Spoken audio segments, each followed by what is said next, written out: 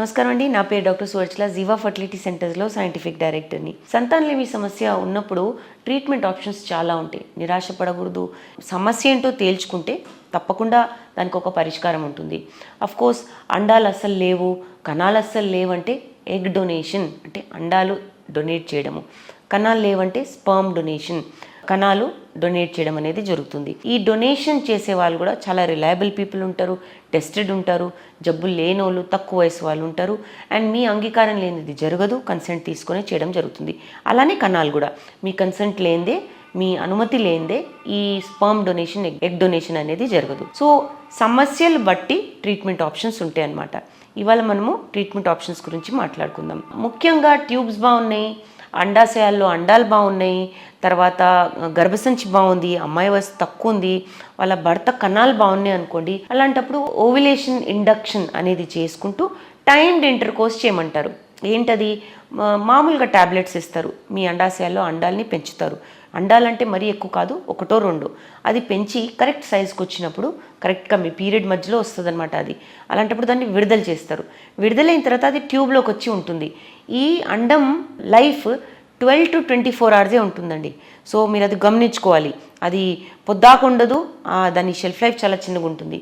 కణాలు అనేవి గర్భసంచిలో 3 రోజుల దాకా ఉండొచ్చు. సో మీరు అండం విడుదలయ్యే 3 రోజుల ముందు, అండం విడుదలైనప్పుడు కలవగలిగితే చాలా మంచిది. సో ఈ అండం ట్యూబ్లో ఉన్నంగా భార్యాభర్తల్ని కలవమని చెప్తారు. దీన్ని టైమ్డ్ ఇంటర్కోర్స్ అంటారు. అంటే మామూలుగా ఏంటంటే ఎప్పుడు విడుదలైందో తెలియదు కదా.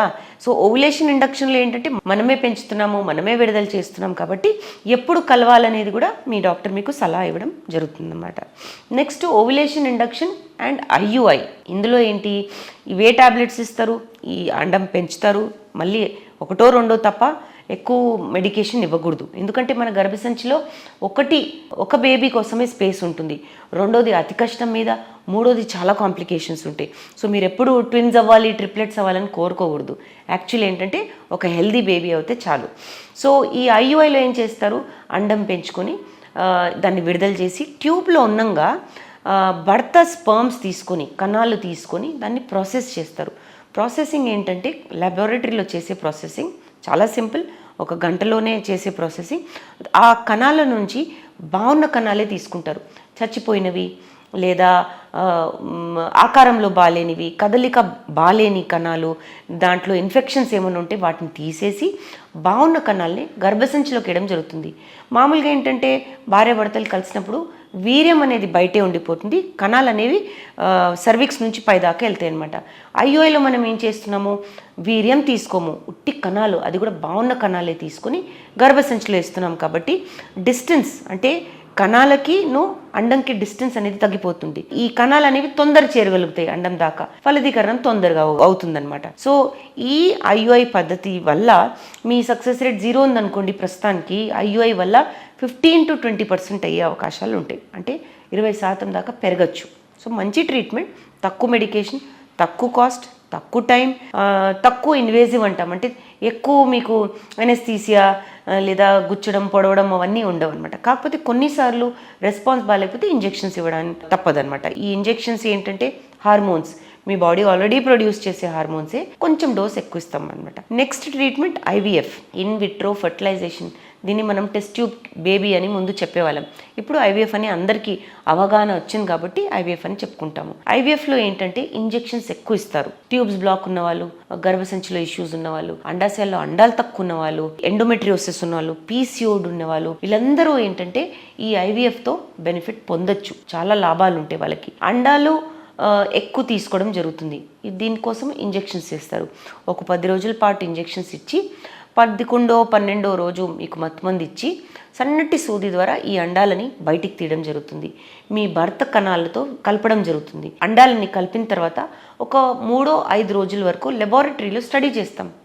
బాగున్న పిండాలని మీ గర్భసంచిలో ఇస్తాం. ఎక్స్ట్రా ఉన్నాయనుకోండి, చాలా ఎక్కువ తీస్తాం కదా అండాలు, ఎక్స్ట్రా ఉన్నాయనుకోండి పడేయకూడదు, లేదా గర్భసంచిలో కూడా వేయకూడదు. ఎక్స్ట్రా ఉన్న పిండాలని ఫ్రీజ్ చేసుకోవాలి. ఫ్రీజ్ చేసుకున్నప్పుడు లాభం ఏంటంటే, ప్రెగ్నెన్సీ వచ్చింది అనుకోండి, ఒక బేబీ తర్వాత మీరు 5 ఏళ్ళు 10 ఏళ్ళ తర్వాత కూడా మళ్ళీ రావచ్చు ఆ పిండం కోసం, నెక్స్ట్ ప్రెగ్నెన్సీ కోసం. లేదా మీ సక్సెస్ అవ్వలేదనుకోండి ఈ సైకిల్, ఈ పీరియడ్ తర్వాత చేసిన ఐవీఎఫ్లో సక్సెస్ రాలేదనుకోండి, మళ్ళీ ఆ పిండాలని తీసుకొని గర్భసంచిలోకి వేసుకోవాలి. అడ్వాంటేజ్ ఏంటంటే, లాభం ఏంటంటే, మళ్ళీ ఆ ఇంజెక్షన్స్ మత్తుమంది ఏం అవసరం ఉండదు. డైరెక్ట్గా పిండాలు తీసుకొని గర్భసంచిలోకి వేయడం జరుగుతుందన్నమాట. సో అది ఐవీఎఫ్. కొన్నిసార్లు కణాలు బాగోవు, చాలా తక్కువ ఉంటాయి, లేదా అండాల క్వాలిటీ కూడా బాగోదు, నంబర్ చాలా తక్కువ ఉండడం వల్ల ఇక్సీ అనే ప్రొసీజర్ చేస్తాం. Intracytoplasmic sperm injection. మందులు అవే ఉంటాయి, ఐవీఎఫ్ లాంటివే, డోసేజ్ అవే ఉంటాయి. కొన్నిసార్లు ఎక్కువ కూడా ఇవ్వాల్సి వస్తుంది, ఎందుకంటే వయసు ఎక్కువ ఉన్నప్పుడు, లేదా అండాశయాల్లో చాలా తక్కువ అండాలు ఉన్నాయి, అలాంటప్పుడు డోసేజ్ ఎక్కువ ఇస్తారు. ఈ ఇంజెక్షన్స్ 10 రోజుల పాటు ఇచ్చి 11వ 12వ రోజు అండాలని బయటికి తీసి మళ్ళీ మత్తుమందు ఒక సన్నటి సూది దారినే తీయడం జరుగుతుంది. ఏమి ఆపరేషన్ చేసి కుట్లేసి మిమ్మల్ని అడ్మిట్ చేసి అలాంటివన్నీ జరగవు. సన్నటి సూది ద్వారానే తీయడం జరుగుతుంది. తీసిన తర్వాత మీ భర్త కణాలు తీసుకొని ప్రాసెస్ చేస్తారు. ప్రాసెస్ చేసి బాగున్న కణాలే తీసుకొని ఒక్కొక్క అండం లోపల ఒక్కొక్క కణం వేయడం జరుగుతుంది. ఇది మనం సెలెక్ట్ చేసి కణం బాగున్న కణమే అండంలోకి వేస్తాం కనుక పిండం క్వాలిటీ బాగుండే ఛాన్సెస్ చాలా ఎక్కువ ఉంటాయి. ఫలదీకరణం అయ్యే ఛాన్సెస్ 80 నుంచి 90% వరకు పెరుగుతాయి అన్నమాట. ఇక్కడ నుంచి వచ్చే పిండాలు కూడా చాలా మంచి క్వాలిటీ ఉంటాయి. ఈ పిండం గర్భసంచిలోకి వేస్తే అతికే ఛాన్సెస్ కూడా ఎక్కువ ఉంటాయి. సో దీన్ని బట్టి మనము సక్సెస్ రేట్ పొందొచ్చు. సో చూసారు కదా, చాలా మార్గాలు ఉన్నాయి. ఎన్నో సమస్యలకి ఇన్ఫర్టిలిటీ ట్రీట్మెంట్లో చాలా వెరైటీస్ ఉన్నాయి, ప్రొసీజర్స్ ఉన్నాయి. నిరాశపడకూడదు. మీరు ఏంటంటే సమస్య ఏంటో కనుక్కోవాలి first. So diagnosis, infertility specialist ఏం చేస్తారంటే అసలు ఏంటి సమస్య అని తేల్చిన తర్వాతనే మిమ్మల్ని ట్రీట్మెంట్ ఆప్షన్లోకి వేస్తారు. 30 కన్నా తక్కువ వయసు ఉన్న వాళ్ళకి మరీ వెంటనే ఐవీఎఫ్ ఇక్సీ చేసేరు. సమస్య ఏంటో తేల్చుకున్న తర్వాత మామూలుగా ట్యాబ్లెట్స్ ఇచ్చుకుంటూ టైమ్డ్ ఇంటర్కోర్స్ అన్నానే అది చేయమంటారు, లేదా ఐయుఐ చేసుకోమంటారు. ఇవన్నీ వర్కౌట్ అవ్వకపోతే ఐవీఎఫ్ గురించి, ఇక్సీ గురించి మాట్లాడతారు.